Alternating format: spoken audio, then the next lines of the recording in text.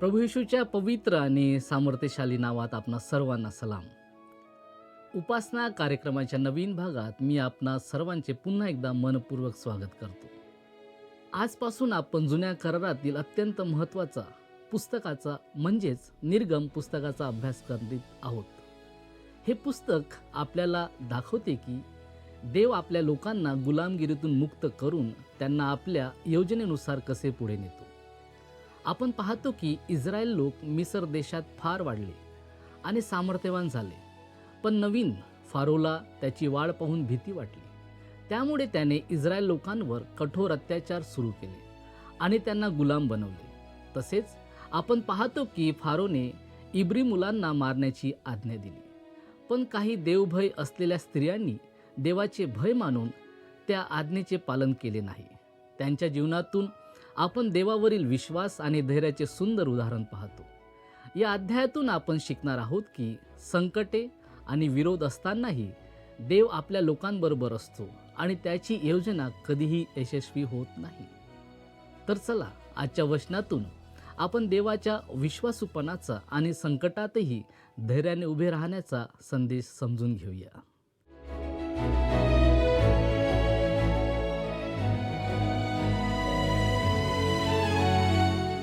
प्रभू येशू ख्रिस्ताच्या मधुर नावात आपणास सलाम.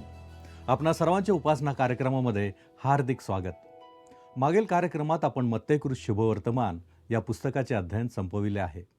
आज आपण जुन्या करारातील निर्गम या पुस्तकाच्या पहिल्या अध्यायाचा अभ्यास करणार आहोत.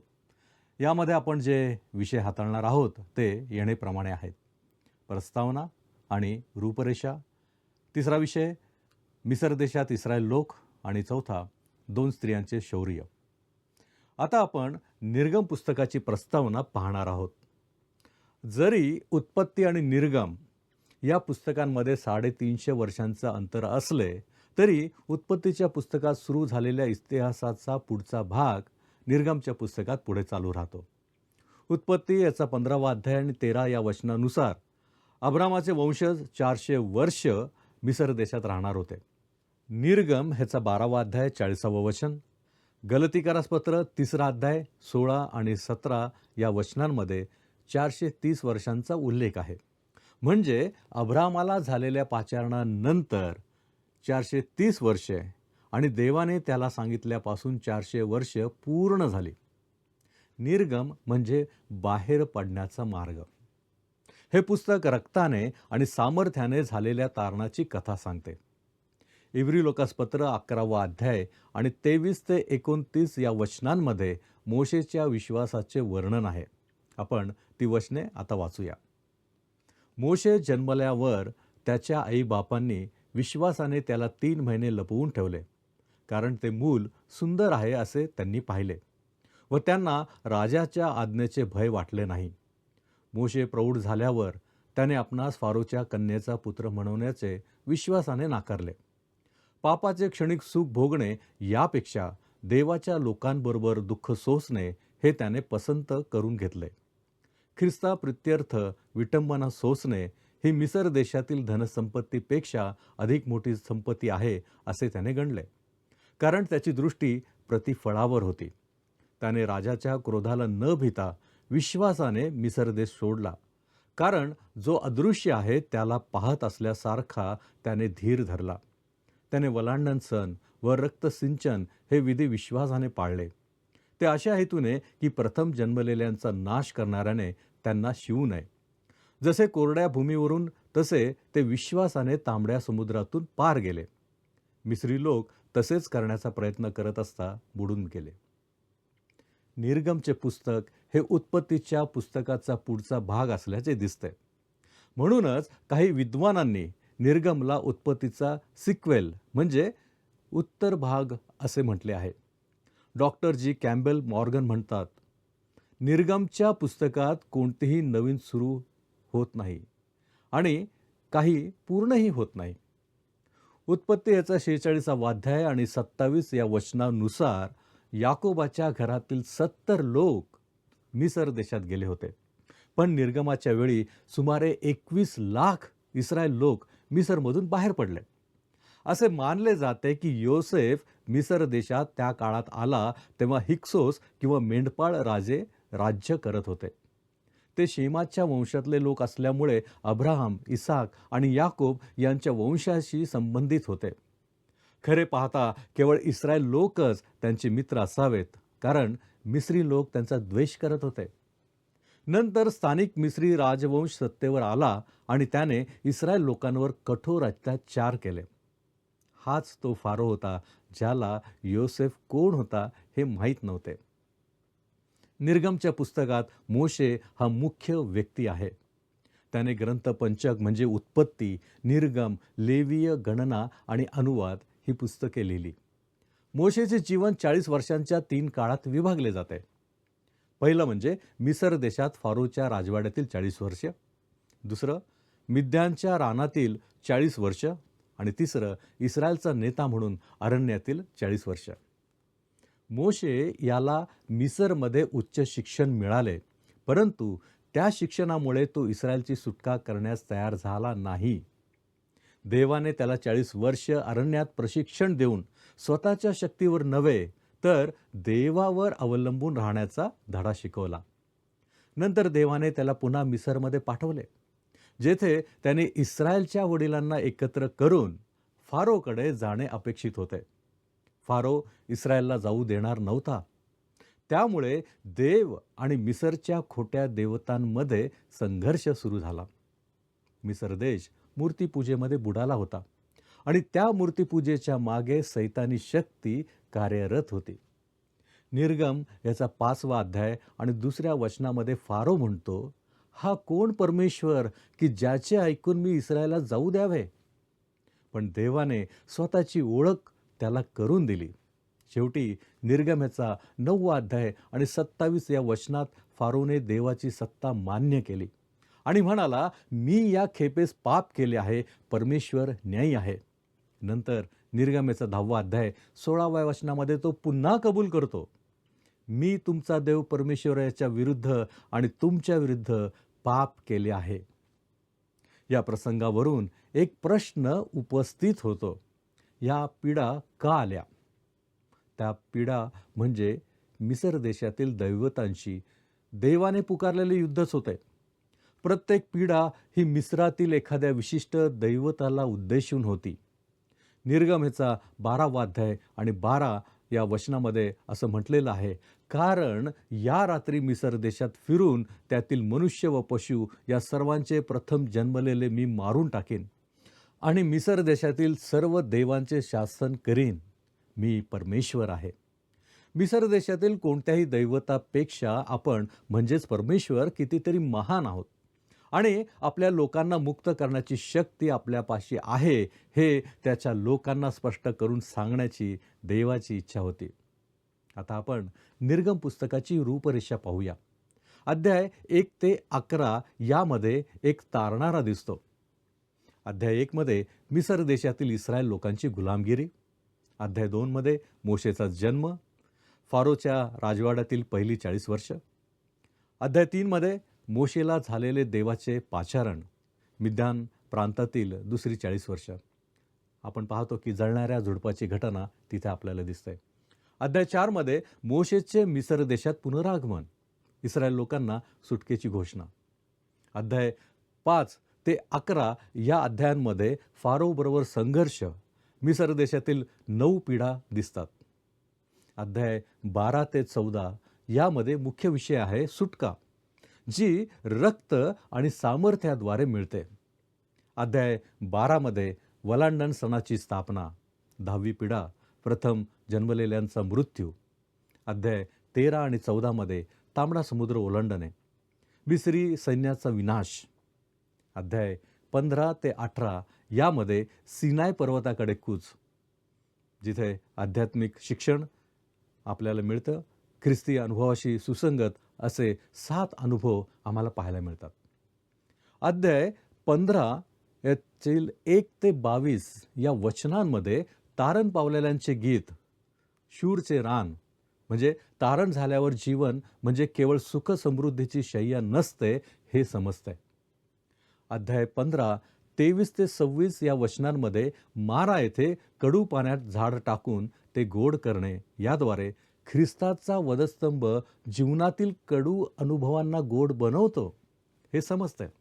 अध्याय 15 आणि 27 यामध्ये एलिम येथे येणे ज्याद्वारे फलदायी ख्रिस्ती अनुभव समजतो. अध्याय 16 यामध्ये सीनचे रान, मान्ना आणि लावे पक्षी याद्वारे समजते की ख्रिस्त हीच जीवनाची भाकर आहे.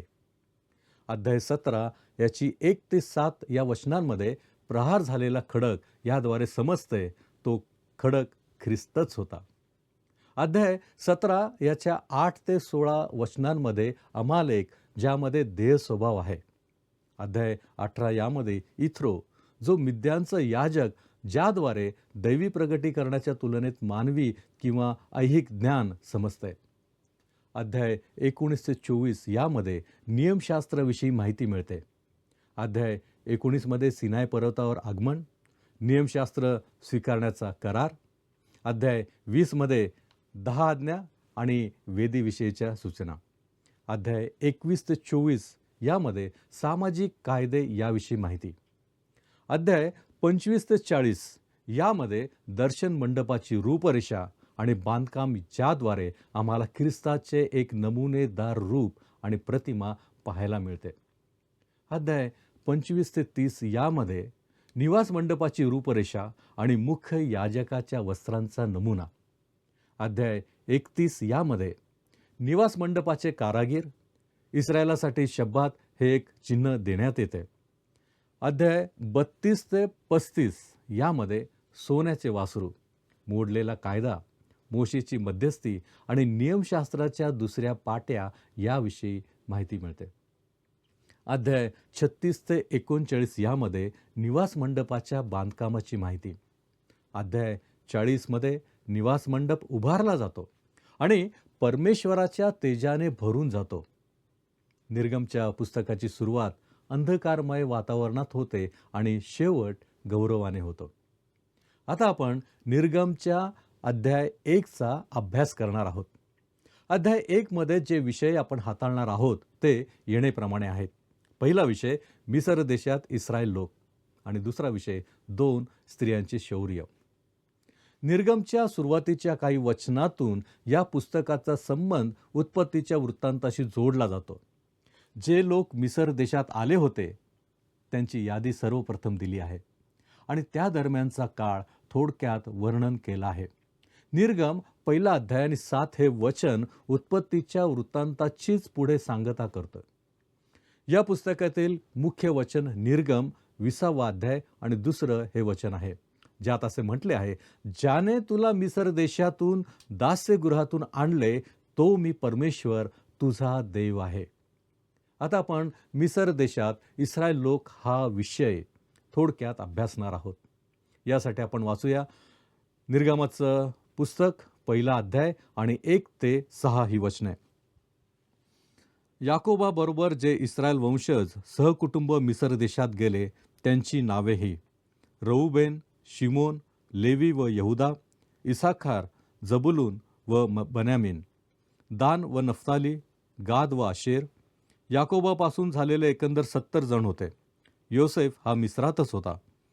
नंतर योसेफ व त्याचे सर्व भाऊ आणि त्या पिढीचे सर्वजण मरण पावले. निर्गम हे उत्पत्ती या पुस्तकाचे पुढील पर्व आहे. योसेफाच्या मृत्यूने उत्पत्तीची समाप्ती होते. निर्गम पहिला अध्याय आणि 6 मध्ये आपल्याला असे सांगितले आहे की योसेफ, त्याचे सर्व भाऊ आणि ती संपूर्ण पिढी मृत्यू पावली होती. या घटनेला आता 3.5 शतके उलटून गेली आहेत. उत्पत्तीच्या 46व्या अध्यायात देवाने असे म्हटले होते की इस्रायल लोकांची संख्या वाढेल, त्यांचा विस्तार होईल आणि मिसर देशात ते एक महान राष्ट्र बनतील. आपण जेव्हा 7व्या वचनाकडे येतो तेव्हा ही भविष्यवाणी प्रत्यक्षात पूर्ण झालेली दिसून येते. वाचूया आपण 7वं वचन. इस्रायल वंशज फलद्रूप झाले व अतिशय वृद्धी पाहून बहुगुणित झाले. ते महाप्रबळ होऊन त्यांनी देश भरून गेला. 8वे वचन असे दर्शवते की एक मोठा बदल घडून आला आहे.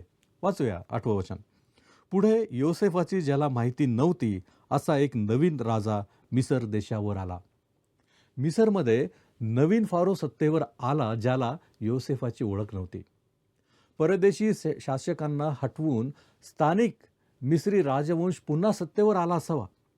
त्यामुळे नवीन राजाला योसेफ किंवा त्याच्या वंशजांविषयी कृतज्ञता नव्हती. या घटनेतून एक महत्त्वाचा आध्यात्मिक धडा मिळतो आणि विशेषतः लहान मुलांमध्ये कार्य करणाऱ्या चळवळीन या वचनाचा वापर का करत नाहीत याचे मला अनेकदा नवल वाटते. या वचनाचा वापर झाला पाहिजे. प्रत्येक पिढीला देवाचे वचन शिकवण्याची जबाबदारी निरंतर आहे. जर आपण पवित्र शास्त्र शिकवण्याकडे दुर्लक्ष केले तर अशी वेळ येईल की त्याचा विसर पडेल. आता मिसर देशात असा एक फारो सत्तेवर आला जो योसेफाला ओळखत नव्हता आणि नेहमीच अशी एक नवीन पिढी उदयास येते जिने प्रभू येशू ख्रिस्ताविषयी कधीच ऐकलेले नसते. 1920च्या दशकातील महामंदीबद्दल आपल्या मुलांना काहीच माहिती नाही. हे जेव्हा आपल्या लक्षात येते तेव्हा आपल्याला मोठा धक्का बसतो. ही एका नव्या पिढीची मुले आहेत ज्यांनी त्या महामंदीचा काळ प्रत्यक्ष अनुभवलेला नाही. आम्हा जुन्या पिढीतील काही लोकांना त्या काळात ज्या प्रकारच्या हाल अपेष्टा आणि दुःखांचा सामना करावा लागला होता त्याची त्यांना काहीच कल्पना नाही. म्हणूनच पुढच्या पिढीला मागील पिढ्यातील देवाचे कार्य शिकवणे अत्यंत आवश्यक आहे. काळानुसार अशी पिढी उभी राहिली जिने योसेफाविषयी काहीच ऐकले नव्हते. जरी एकेकाळी तो मिसर देशातील एक महान नेता मानला जात होता. नंतर सत्तेवर आलेल्या नव्या फारोच्या मनात इस्रायल लोकांबद्दल पूर्वीच्या राजांसारखी आपुलकी नव्हती. पुढे आपण जाऊया. निर्गमेचं पुस्तक 1 अध्याय 9 आणि 10 वचन वाचू.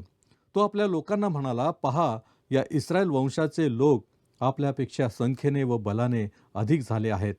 तर चला आपण त्यांच्याशी धूर्तपणाने वागूया. नाहीतर ते संख्येने फार वाढतील आणि एखादा युद्धाचा प्रसंग आला म्हणजे ते आपल्या शत्रूंना सामील होऊन आपल्याशी कदाचित लढतील व या देशातून निघून जातील. इस्रायल लोक मिसर देशाच्या शत्रूंशी हात मिळवणी करतील अशी फारोला भीती वाटत होती.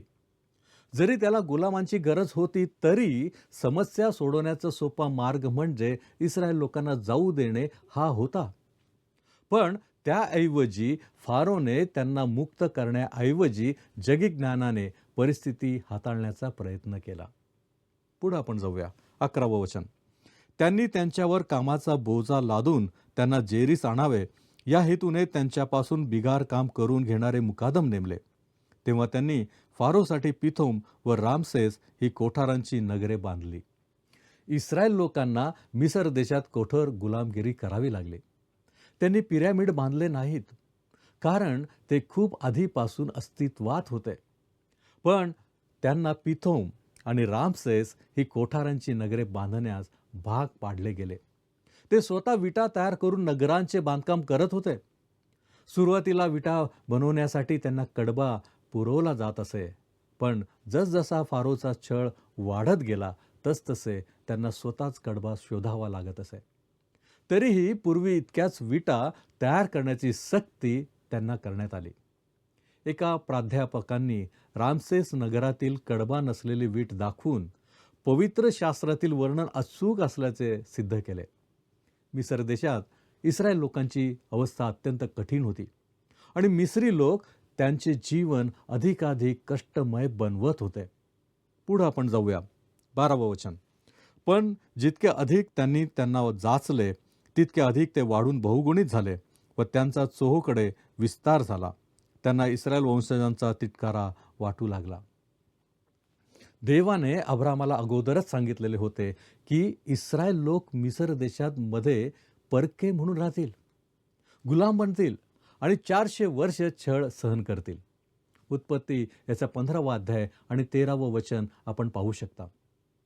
निर्गमच्या पहिल्या अध्यायात या तिन्ही भविष्यवाण्या पूर्ण झालेल्या दिसतात. तरीही मिस्री लोक जितका अधिक छळ करत होते तितके इस्रायल लोक अधिक वाढत आणि बहुगुणित होत होते. पुढे जाऊया.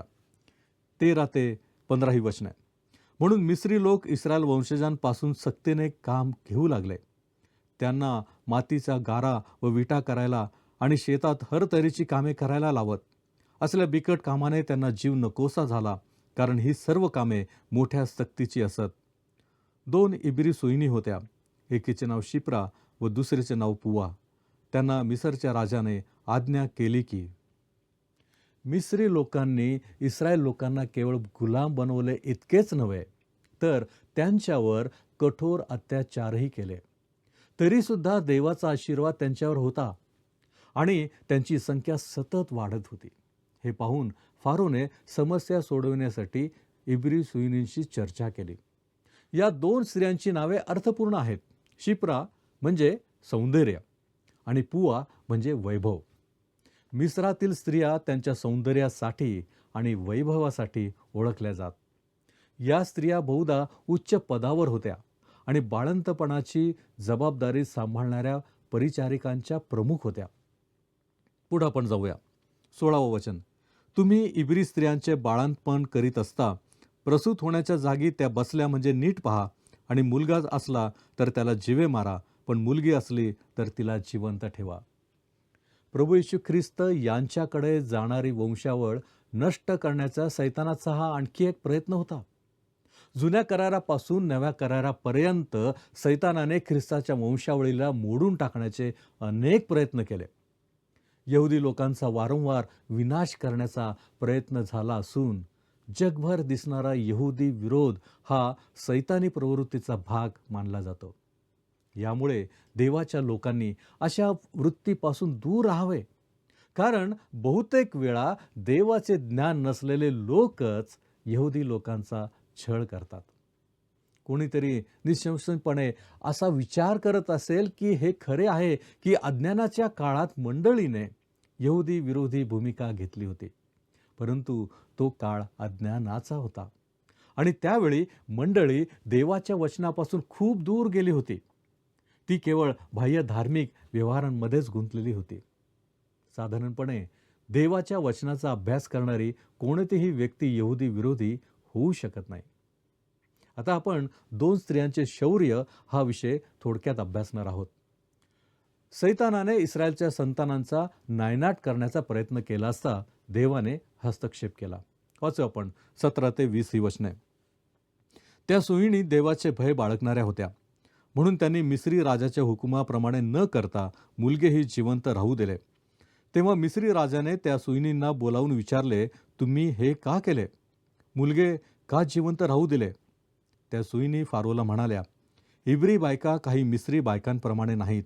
त्या फार जोमदार आहेत आणि सुईण जाऊन पोहोचण्यापूर्वीच त्या प्रसूत होतात. याबद्दल देवाने सुईणींचे कल्याण केले. इस्रायल लोक तर बहुगुणित होऊन फार प्रबळ झाले. सर्व इब्री पुरुष बालकांचा नाश करण्याचा हा प्रयत्न एक राजकीय डावपेच होता, पण त्याला यश आले नाही. वाचूया आपण 21वं वचन. त्या सुईणी देवाचे भय बाळगणाऱ्या होत्या, म्हणून त्याने त्यांची घराणी स्थापित केली. या स्त्रियांना फारोची आज्ञा पाळावी की देवाची यापैकी एकाची निवड करावी लागली. त्या देवाचे भय बाळगण्यास शिकल्या होत्या आणि त्यांच्या या आज्ञाधारकपणाची देवाने दखल घेतली. तसेच त्यांना त्याचे प्रतिफळही दिले. त्याने शिप्रा आणि पुवा या दोघींनाही इस्रायलमध्ये चांगले नाव आणि स्थान बहाल केले आणि त्या प्रदेशात त्यांचा अत्यंत आदर केला गेला.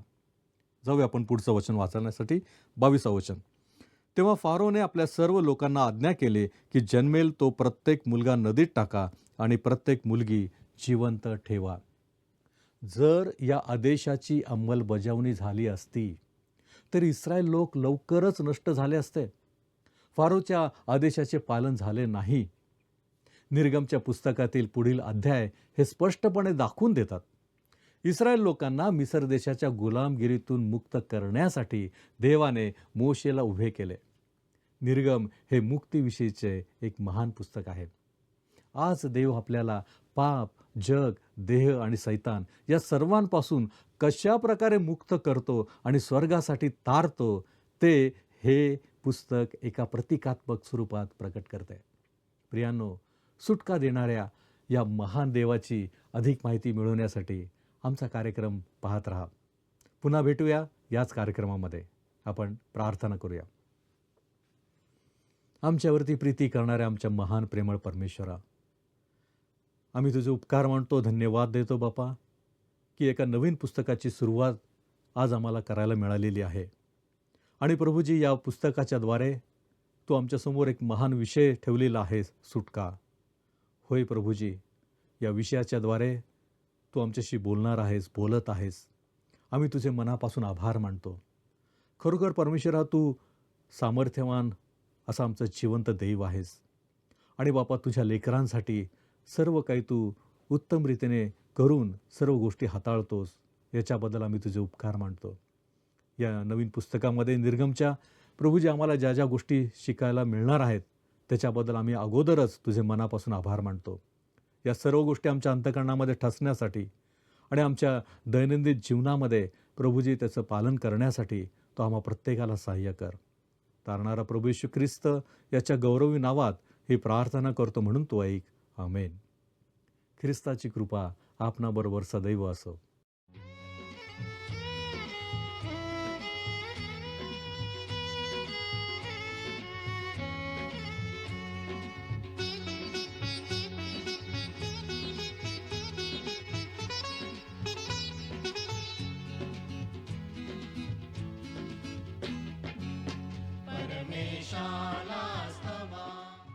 प्रियांनो, आजच्या भागातून आपण पाहिले की इस्रायल लोक कठीण गुलामगिरीत होते, पण तरीही देव त्यांच्याबरोबर कार्य करीत होता.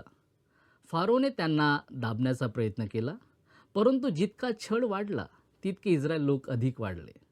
यामधून आपण शिकतो की कोणतीही मानवी शक्ती देवाच्या योजनेला थांबवू शकत नाही.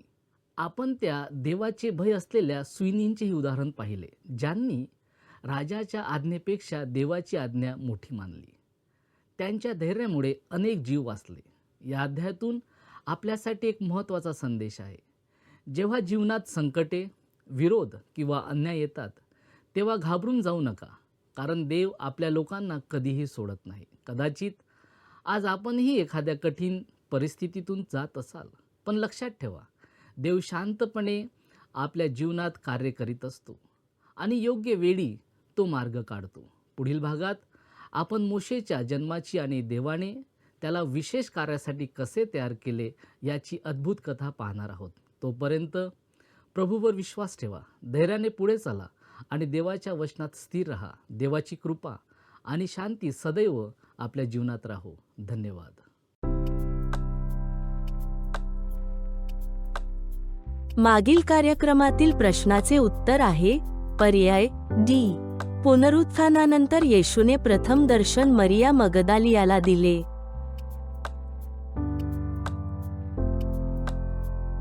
आजचा प्रश्न, शिप्रा या नावाचा अर्थ काय आहे? ए. वैभव, बी. सौंदर्य, सी. चंचल, डी. मायाळू.